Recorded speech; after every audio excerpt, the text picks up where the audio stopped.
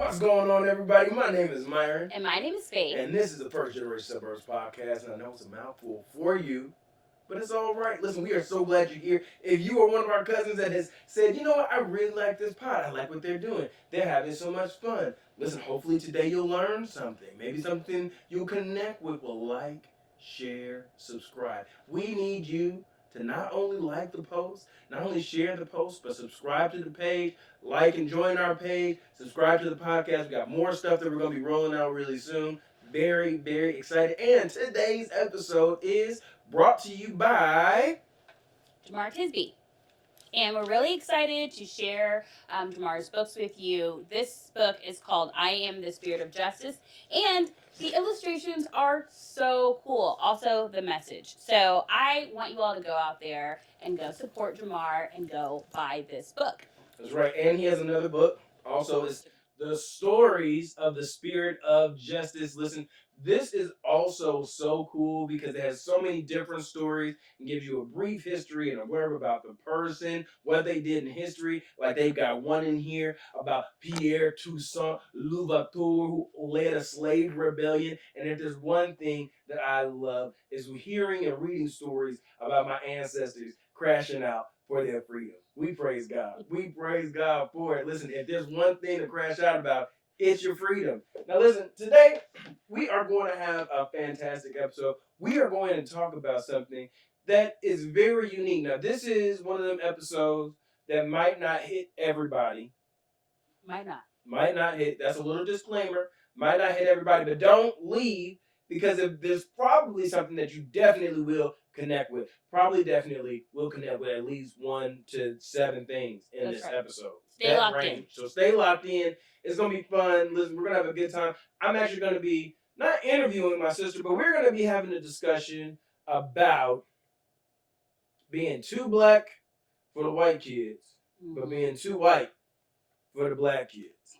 Growing up in the suburbs, listen, I want to start this off by saying I love growing up in the suburbs, okay? I did not know I loved growing up in the suburbs until I was an adult. Right. You know what I mean? Yeah. Growing up as a kid, you don't really appreciate what you're in when you're in it. That's true. You know, because kids are entitled. You don't know anything. You don't know anything. You come into the world and you just, the normal that you grow up in is your normal. That's right. And I think that's for everybody, right? That's true. You know what I mean? That's their normal. And we don't realize, one, there's so many shared things between people and cultures that's just universal, all growing up in the same country, all growing up with parents that were from the same generation. That happens. True. But there's also like very individualistic things that's just for you and your family that only y'all dealt with or only y'all experienced. And I think like growing up in the suburbs, I didn't fully appreciate sacrifices our parents were making to set us up. I didn't really appreciate the time and effort and the working late and all that stuff. You don't really appreciate that. Yeah. But when you're older and you look back and you look at your life and you have your own kids and you're seeing their hopes and dreams being formed. You got your own bills to pay. Got your own mortgage to pay. Heaven help. You got your own bills to pay. You really don't realize how good it is. I think that's how it's supposed to be set up, honestly. If you do it right, my firm belief is if you do it right, your kids, the Bible has this verse that says your children will rise up and call you blessed. Yeah, that's true. I think the only way your children rise up and call you blessed is if you are doing things to be a blessing to them. Because then they try their very best to like mirror that back. And be a blessing to you. Yes. Yeah. And that's what you want. We try to be a blessing to our parents, you know. And I think like that's only a byproduct of, mirroring back to them the things that they did with us. But yeah, I remember moving to Dallas. And that was the first time, for real, like, there was a lot of life change when we moved to Dallas. And there was one thing in particular that I was like, I became self-conscious about how I talked. Because in Dallas, in the South, it's a whole different way of communicating. Yeah. Communication is slower. Mm-hmm. Communication it's got its own tone, its own way you say it. Yep. And I didn't know none of it at first. At first. But it's sink or swim, adapt or die. And there's one thing I'm gonna do. I'm gonna adapt. So we praise God. But let me ask you. Mm-hmm. I remember like coming into these new spaces and we were living in the suburbs. Mm-hmm. We were going to church. Mm-hmm. Our whole world was kind of out. I was like, church was everything. Church was we was always at church. Mm-hmm. And we was always with kids that were church kids. Yeah, always. Always. Wednesday night, rehearsals, Sunday, meetings, Sunday all day, revival, whatever. Mm-hmm. We was going to get all of it, right? Mm-hmm. What was it that, because your situation was like even more like intricate, because the girls are so much more like, I don't know. I don't know the right, holding space type. It's just a tough crowd, man. Girls are tough. I'm talking Girls about. are tough. They come out. Y'all come out a little bit more savage. Having a daughter and a son, I realize now off rip, girls come out guns loaded. Boys have to learn how to load their guns and like they just be like getting in like little fits of anger and then they be calming down. Girls are they'll be mad for months. That's true. They are a little bit more calculated. And I will say that I do feel like boys are like, especially when they're young, they're so sweet. Very sweet. It is truly life that like takes and like just societal standards that take this like sweetness and like tenderness out of them. Yes. But to me, boys are actually more tender than girls. They are, and girls are what makes boys not tender. Let's be very honest about why this happens. Totally not what we're talking about today. But since you went there, I'm just gonna throw this out there. The only reason boys have to lose all of the sweetness and kindness and all that is because girls will walk all over them and abuse them and take advantage of them. And there is not just one, but 1,000,000 examples of men getting took for being too soft. You know what I mean? They didn't start a whole wars over women. Think about this, okay? Most of the problems that men face in their life is probably because of women. I'm not saying all of them. I'm just saying a lot of them. Like let's break it down, right? Okay. A man has to get a good job. Okay, yeah. Because he wants a wife, right? Mm-hmm. At least somebody that's like gonna be a good wife and mother, right? Yeah. So you gotta have a job. Yeah. But women don't want no man that can't protect him. So then he gotta know how to protect himself and look mean and stuff. Like why I gotta look mean? Because a woman wants to feel safe. Right. And for women, safe is a man that can fight or shoot or something. Yeah, so for women, they tip it that in women's minds, that just means like get somebody big. Yeah. So then they'll do it. Yeah, 100%. And I don't think that size really matters though, because I think there's some big. It doesn't now, but that's because of evolution and science and technology. Like back thousands of years ago, millions of years ago, it was only the big guys that women were after because they thought that they was the biggest and the strongest and gonna be able to provide. I think that's in the wiring. Yeah, it may be. I think it's psychological. It don't make no sense now, but I think it's in the wire. Like women want, like I always see those memes. Like, are the memes true about the women? Like, oh, if he's like 6'5". I think it's just like one of those things. It's like it's for women. It can be like an attractive factor, right? To have somebody that's like tall and muscular and all of those things. Mm-hmm. But I mean, I think that's just like one element because superficial. It's very superficial, and I think that sometimes as women we will say like men can be so superficial, but I think it's women can also be very superficial as well. Women are the most superficial. So I don't like agree with that kind of thing, or like, oh, just men, they have these super high standards, or they want like a supermodel or whatever. Because I think that women can be, unrealistic with their standards, and I'm not saying don't have standards, but I think some people are unrealistic, and when they are, they tend to either be single longer. Ooh, sorry, I said it. Yeah. Or they're just, on a journey and they haven't met the right person yet. So there's that. That second one was a cop out, but all right. What? I mean, I don't want to seem like I'm being mean because I know that there's some like amazing people. Mm-hmm. They just have not been able to meet somebody yet. So I don't want This is not I don't what want we're to I don't supposed to want talk to about, but I don't want to just- flatten it to just to what only is saying it? it's What is it? superficial What is or it? you What have is- unrealistic standards. What is it? Well, I think What there's is it? You have single, you have friends out there, you know women that were single for a long time, Why some of them single? I don't know if I can say why some are single. I'm not saying your friends that are single. I'm saying just some women in general. I think some women are single because they're too caught up on superficial things. Okay.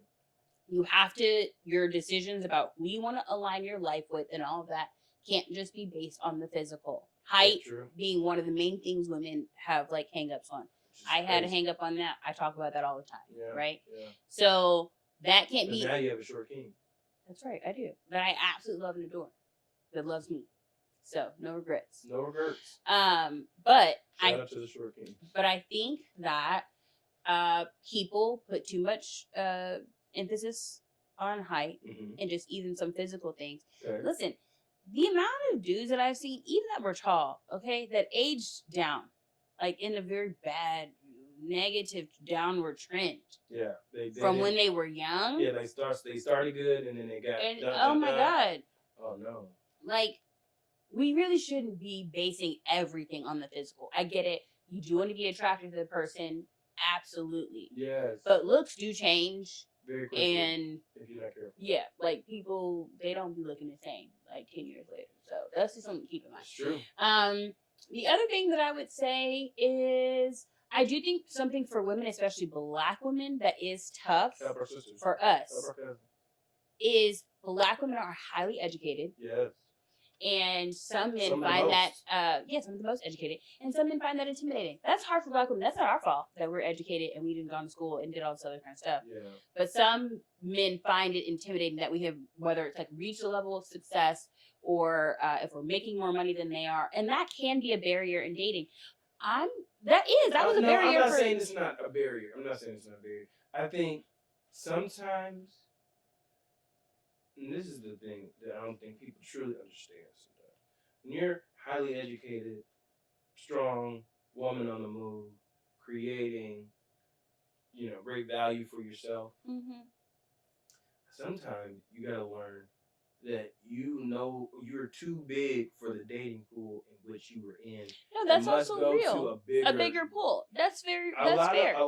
There is a level of discomfort going so far outside of your comfort zone that you are in a different space or end up aligning yourself with people that you did not see yourself aligning yourself with. And not to say that they're like negative or not doing things that are uplifting for you, but sometimes you're just saying you need to like level up and be in a level different. up. Okay, well that's fair. I think that's fine. But also, there are men that are insecure. A lot of them. Yeah.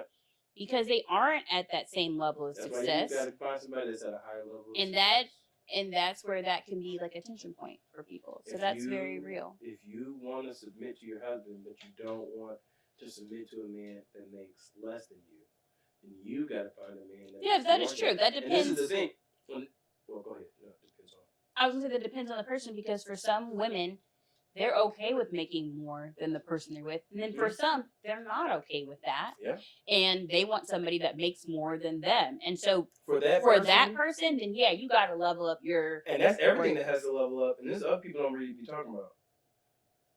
The further up you go, the more there's changes that you got to make to be able to attract what you want. Mm-hmm. And that requires a level of sacrifice that I don't think a lot of people will sacrifice all of their time and all of their energy for money.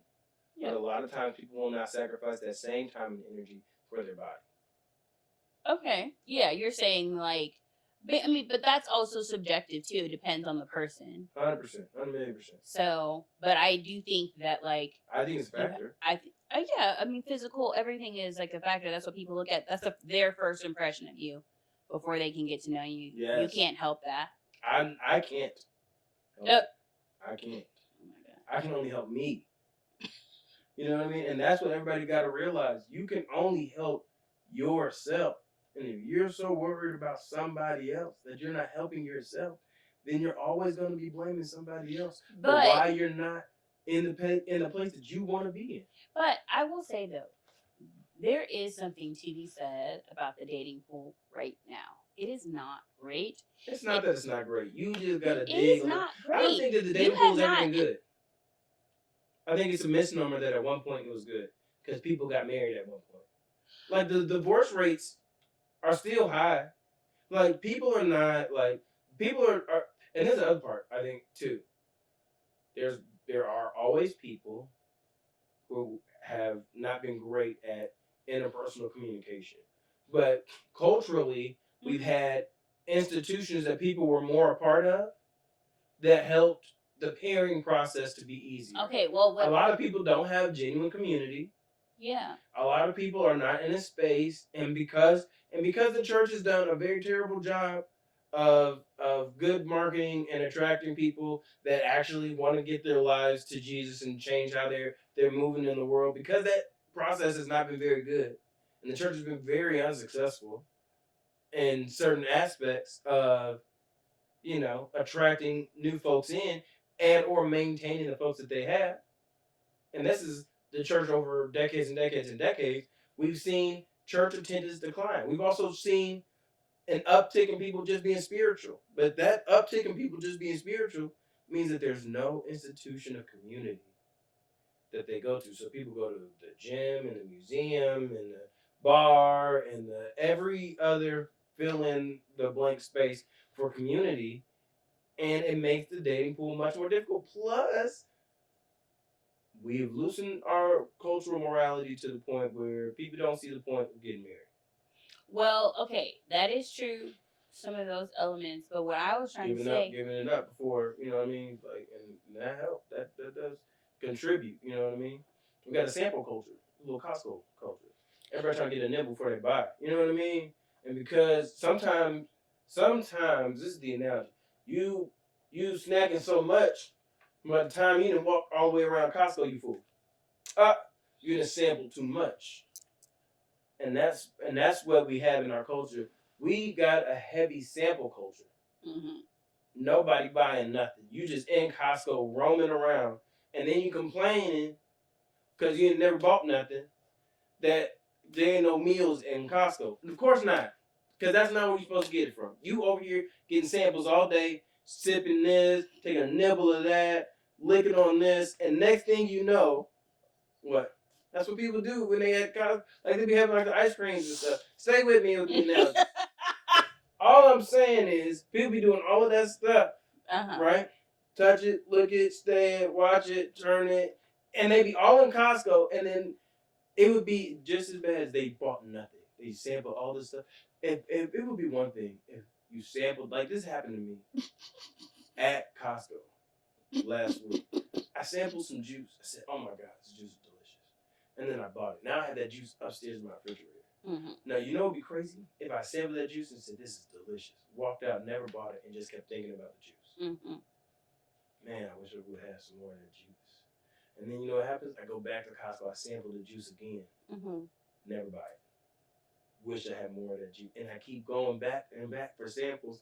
Never fully, that's why they get so mad at the dating pool. They done sampled it, never settled down and bought nothing, and then they mad that they ain't got nothing at home. Okay. You did this. I was trying to talk. Anyway. We can still talk about that. Go ahead. Oh, it's not bad though. The dating pool is not bad. It just depends on your perspective. Because you said the dating pool is bad and you full blown married. Yeah. Okay, keep going. I'm sorry. Okay. Yes, I am full blown married. Yeah. What anniversary is this coming up? This year. Uh-huh. It's 4 in December. Okay. We're not there yet. Still the beginning of the year. Whatever. All I'm saying is You got a whole person. Okay, but I'm saying that, I mean, yes, it has been, I have been out of the dating pool for a while, but not as long as you've been out of it. You've been out of it for what? 12 years? This year's a decade. 10 years? Okay, so all I'm saying is, you saying it's not that bad is like, how would you know? All I'm You saying hadn't is, been dating for because I forever. was single at one point, and when I was You single, were single really young, and you met your wife, and y'all were already friends, and y'all were friends for years before you even started dating. Yes. Then got Yes. married. Yes. So all that to say is, you really probably haven't been in the dating scene for like 15 years. Okay, that's great. Now, what does any of that have to do with the I'm fact saying that I'm you talking can't- about the current dating I'm pool? saying you can't say that the current dating pool isn't hard or trash or I'm whatever. not saying, I'm saying it's never been good. Okay, well, I'm saying the illusion of it's bad now is projection. It's never, the dating pool is never, dating has never been easy. It's never been just like, but this is the thing. This is the thing. People make it seem like when you date, it's supposed to be just the easiest thing ever. Pairing off and getting to, I'm just saying, like, pairing with somebody is not an easy process in general. But especially getting into a relationship and finding somebody that you say you want to spend your life with. Yeah, I mean that's a big deal. And so you can't do that lightly. No, you can't. So maybe or you could do it lightly and just be like, we're gonna stay together. That's like arranged marriage for you. I mean, maybe the dating, bring that back. Maybe the dating pool has. That's why they was arranging marriage. Think about how long they've been arranging marriages. Listen, I think the dating pool's never been good. That's why they used the parents. I'm not opposed to. I'm not opposed to that if you want that. You would do arranged marriage with your kids. If you was like, listen, you don't pick, I pick for you now. I wouldn't want to have to pick. I want them to be happy with whoever they want to be with. If they ask for help or my opinion, I will offer. Yeah. But I mean, I guess in a way you can say I had an arranged marriage, so I'm not like completely opposed. I had a matchmaker, so. Yeah, you had an arranged marriage. So in that way. So arranged marriages is really the way to work. I'm not opposed to it. It worked out for me. So people should just be paired up based on personality and then just give it a shot. It's not just personality. Like, it's your personality, values. You need to be attracted to that person, obviously. And the like overall direction, vision you have for your life. Gotta go you all should have compatible visions. If you don't have compatible visions, I would say it's not even worth getting married. Because a lot of people don't even because a lot of people think they're like, okay, well, they're kind. We have like the same beliefs in terms of like faith, religion, or not, or whatever. We're aligned, and then that's great. That's it. But that's the floor. That's not even the main thing you should be thinking about. You know what I mean? And so yes, it's great to have somebody with a nice belief system. You're attracted to them, whatever. That's important. Like those things are great. But like, what is the vision you have for your life? Yeah. What is the vision they have for their life? Do those things correlate? Do they coincide? Do you see their vision and your vision colliding? Like those things are things you should think about. So for me personally, like I'll give an example. I've always loved children. I really want children. Non-negotiable for me. Like I don't want to be with anybody that does not want children. Did you guys discuss that before you start? Like, when did you discuss that in your relationship? Pretty early, I think. Yeah. Because we were like set up by a matchmaker. I think we had like a little bit of a different mindset. It felt a little more structured. Not even just structured, but more like serious. Like we're obviously doing this because we want to be married. We want to meet the right person. All that stuff. So that's why we're in this. So we had some like pretty like deeper conversations, maybe like sooner than you normally would. But I think it's good to have all those conversations a little early. But we talked about kids and like how I wanted children and everything. Now I will say, when we got married, I was like, I could have kids right now, and my husband was like, absolutely not. Like he did not want to have kids right away. Yeah, he wanted to have like some time with it just being us. Yeah. He wanted to travel. He wanted to like really bank some good core memories for us. That was not a big priority for me because on my own as a single person, I had traveled the world, did all this stuff, whatever. He didn't have those same experiences, so he wanted to be able to do those things with me. And I had to like learn that that's really what he desired, and we, had to prioritize that for our marriage. And we did. So now we're entering like year 4 of our marriage, and we feel very fulfilled. We feel like we've been able to do so much together. We feel like we know each other way better now than when we first got married. And we're prepared for that next phase of our life with no regrets. Like, we will not have kids and be like, oh man, we never got to do anything on our own, or we never got to have our time. Like, we've had our time. So I feel even like more and more ready for children, because I had a ton of fun as a single woman, traveling, doing whatever I wanted to do. All outside. Got to do it while I was also married. Great, had my fun. So like, I've been able to cultivate those things. We have a shared vision for that. I think if my husband was to have said, "Hey, I'm not ready for kids right now. Let's like enjoy ourselves," but then change and was like, "Hey, I don't want kids."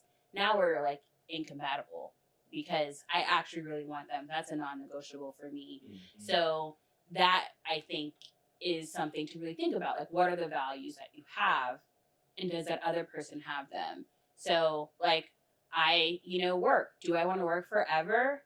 No.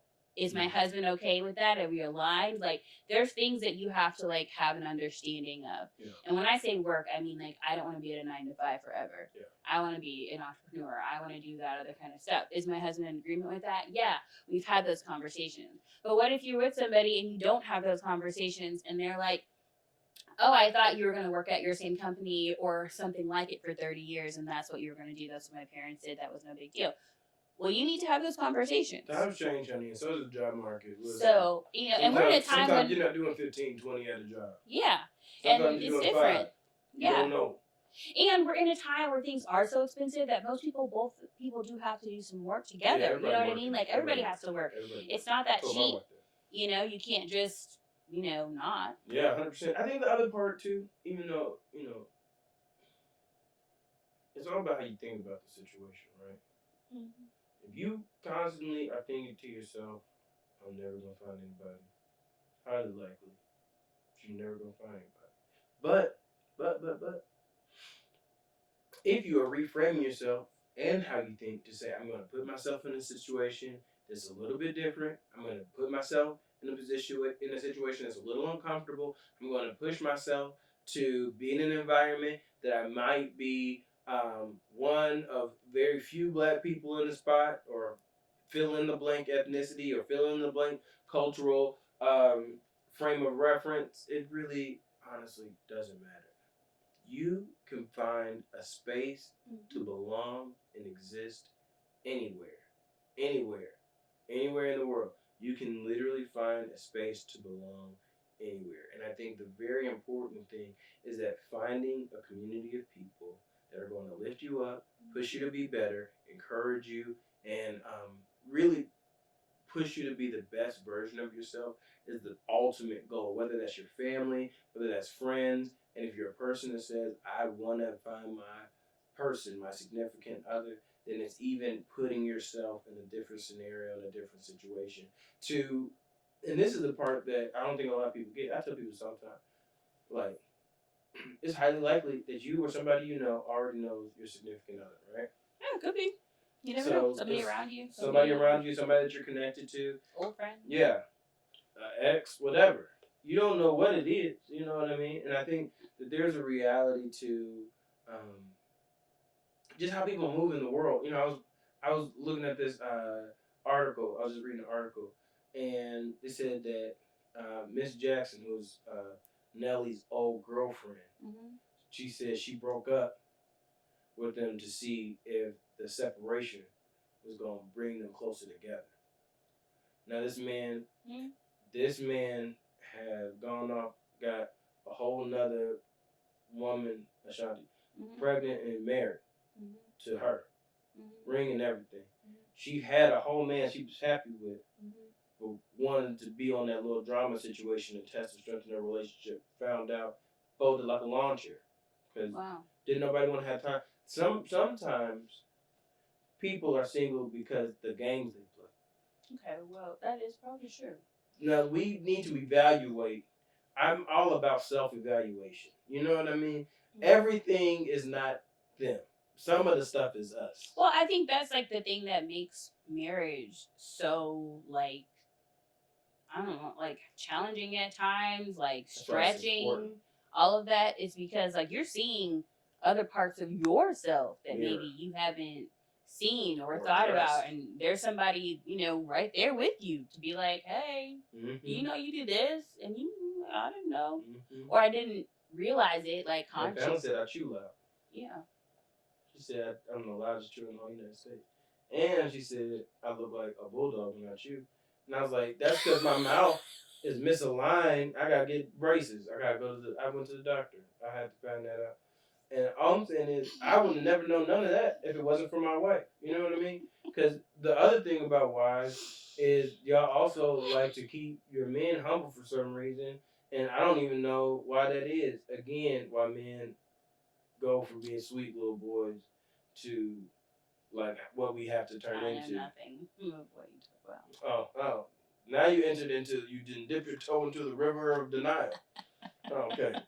Because that's some waters that women love to bathe in. Y'all love to bathe in the river denial. Y'all will deny.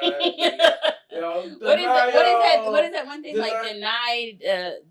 Something diffused. Deny, defer, deny, delay, defer. Yeah, what is that from? I forgot what that's from. The insurance companies. That's what they would do to people. Okay, well. That wasn't as good. That's what Luigi was on a rampage about. Oh, that's what it. I was like, I've heard those three. I was like, there's like 3Ds or something. Yes. What he was saying anyway. Yes, those are 3 I'm not endorsing that. Those are wicked 3. Yeah, That's anyway. the wicked ones. I wasn't talking about that one. I was talking about the 9. Oh, okay. Well, I mean, listen, women day. I think that Regularly. I think that Every day. what I will say, to go back to Myron's question that I didn't answer about being in the suburbs. How we ended up here is crazy. Anyway, it is, but I can bring it. I can tie it in. Come on now. Because as a young black girl My God. that didn't feel like I fit in all the way with the other black girls. Yeah. Because of the way I talk. Number one, my mom was like very strict about us not using slang. People thought mom was from the islands because of how she talked. She talked so proper, it was too proper. Yeah, so she was like, you have to talk proper. So that was one thing. But then King's also, English, that's what she was saying. Yeah, she said the King's English. We didn't English. even know that was white supremacy. Anyway, keep going.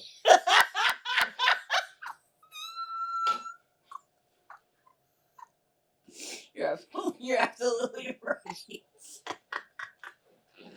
She denied us our AAVE and everything. Right. Anyway, we had to reclaim that till we became adults. I had to start talking like a black person when I became an adult. Maybe this whole time, maybe the kids was right.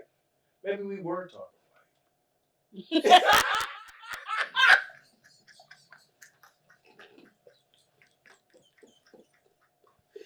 Oh, yeah. I'm not going to give you the satisfaction, though, because nobody owns the way you're supposed to talk. Yeah, no, there's no one right way to talk. There's no one right way to talk. No, anyway, there's no one right way to talk. But here's the thing. There were some cultural things that black kids... They were trying to help us. They helped us meanly. Maybe, but what I was going to actually... I was going to say something different. I was going to say there were some cultural elements that other black kids could participate in that we could not. So, like, whether it was like different movies they were watching, music they were listening to, 100%. We couldn't watch it or listen to it. So, and this is even with the kids at church. And so, I didn't always feel like I fit in because I couldn't relate to some of the things.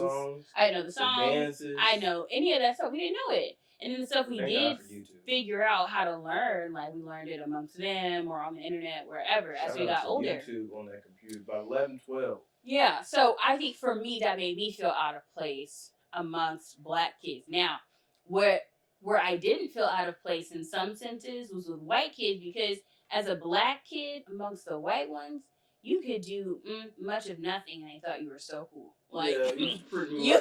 You could. We were some of the first black people that some of these kids had probably ever interacted with in their life. So popular. It was an anomaly. We were so popular. They were mystified. They were looking at us like, I think that's why they was always trying to touch people's hair.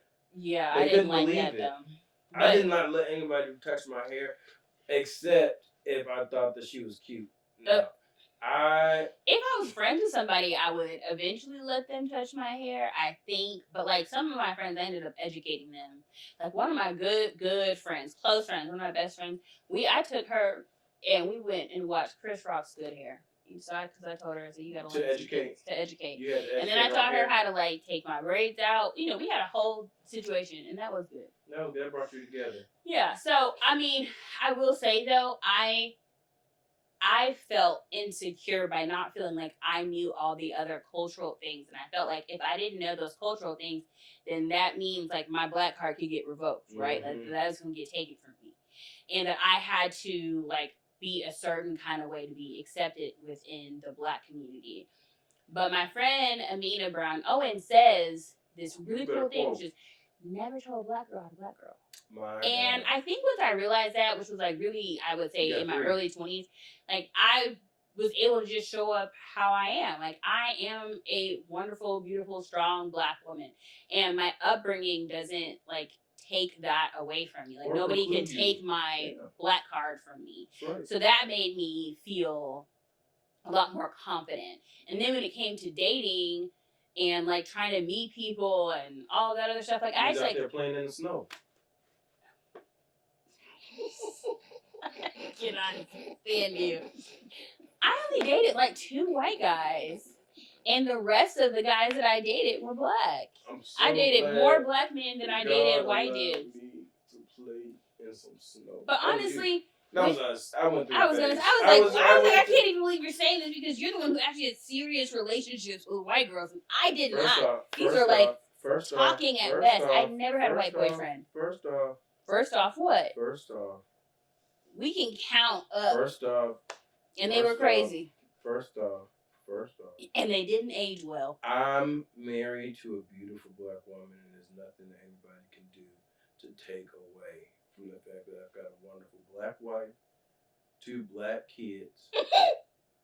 Okay. So, you know, we're not gonna try it, okay? We're not trying it. I'm just saying you're talking about me playing in the snow. I really wasn't playing in the snow. You were. The Lord allowed me to play in some snow. Okay. Anyway. That's James Winston. It was so good. Anyway, all I'm saying is, you're the worst one. Did I have a varied dating experience? We were both equal opportunity daters. Like yes, we can say that about us. We were equal opportunity. I'm okay with that. Like find your person. Your person might not be black. They don't have to be the same ethnicity as you. I'm fine with that. I think the thing that matters more than ethnicity is culture. And culture is not a color. Culture is a part of a shared experience and a knowing that is beyond just what you look like. Because there are people that grow up in places and they only know a certain type of culture. It doesn't make it wrong or right. It just makes it their experience. And people's experience, honestly, is not a wrong or right on their experience. What they experience is what they experience. Who you are is who you are. Who you are is who you are. And your only real job is to get better and better and better as you grow, as you go. I think the other thing too, like getting older and being okay with, because it's become a superpower for me now. What? My ability to be bilingual. Yeah, I think it's good. I think Rudy Rasmus. I love Rudy Rasmus. I used to go to his coffee shop all the time in Houston. Shout out to Pastor Rudy. I don't know if he's still senior pastor at St. John. Sure. But great guy, great spiritual leader. And I would go to his coffee shop. We would meet, and we have coffee, and he said something to me one time, stuck with me forever. And he was like, "You're bilingual." He said, "You can talk to black kids, you can talk to white kids, you can move in a lot of different rooms. Like you can speak in a business setting, you can speak in an informal setting, you can talk to athletes." And a lot of that is just because our parents having us in the suburbs put us in a lot of different spaces and a lot of different rooms. And one thing that I realized is every room has a certain set of rules, a certain set of decorum. And you can break all the rules in all the rooms, but you can't break the rules until you know the rules. That's so true.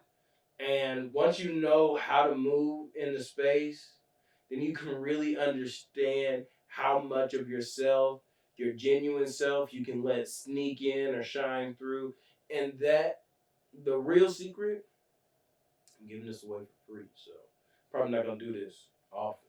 You know what I mean? This is the real. This is the juice right here for real. I'm trying to help the people out. They're not listening to me. I'm a black man who can speak Caucasian fluently. Hear me, okay? I'm trying to help y'all out. You gotta understand the rules for the room that you're in, okay?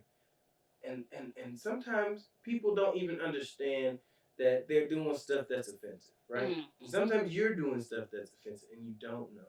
The minute you know what is and isn't offensive in the space that you're in, those are the rules. This is what gets a laugh and a chuckle. Don't bring this up. Once you know where the levers are in every space, then you know how much tension you can add or take away. That's how you understand how to move in the room, because you're understanding the culture, and the culture is the do's and the don'ts. And the minute that you grasp the do's and the don'ts for every space that you're in, then you're getting a little closer to being able to be your genuine self. And I got that from being able to be a fly in the wall at all the places that I worked. Got to listen to different leaders communicate. Like I remember the first time I was in a room and I watched Bishop Jakes like have a meeting, like next to some other people, and I said to myself, "This guy gets it." You know what I mean? I was like, "I'm so glad I get to be a fly on the wall to hear, because it's a different way to communicate." Yeah. And one thing that when you listen to different leaders, different business owners, CEOs, what have you, fill in the blank person, they understand how to communicate to all the audiences that they're trying to get the message across to. And that's the main key. Yeah. How do I who is the person that I'm communicating to? How do they receive the message? Can I get my point across in a way that'll click in their brain? But I will say that not only is that in art form, but also in like this culture that we have now that's like a lot more online and less in person. Yeah.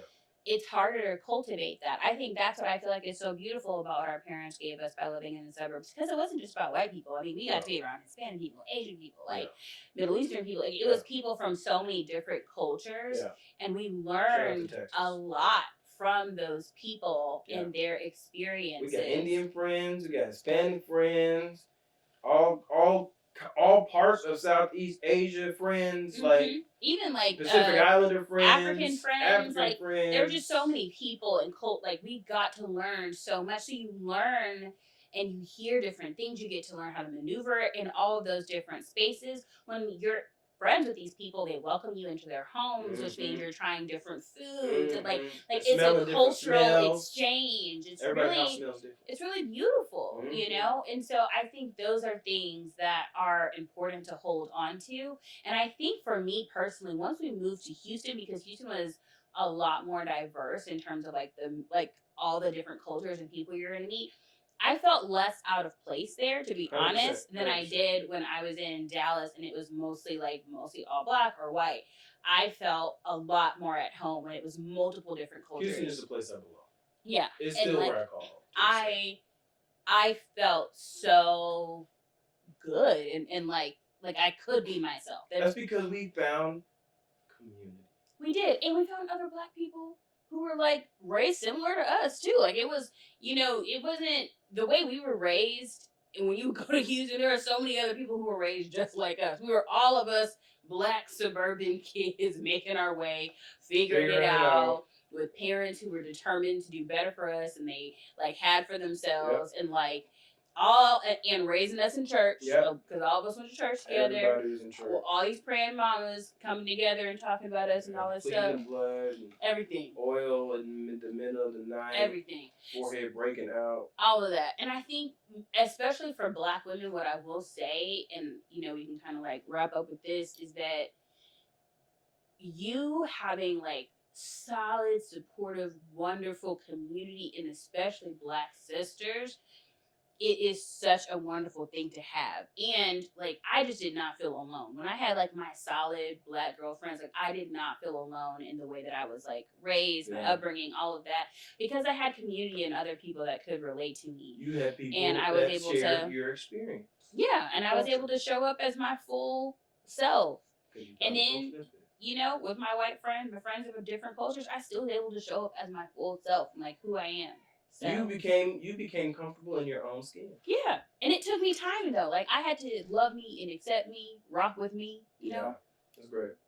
I think culture and community are so important because it really is the way to find the place that you fit in. And I think that's so important. It's so valuable. Listen, my kids just showed up, so it's about to get loud. We gotta go. We gotta go. Love you guys. Thank you so much for pulling up with us, putting up with us. We hope you learned something. We hope you connected with something. We hope something made you laugh. I know I laughed a few times.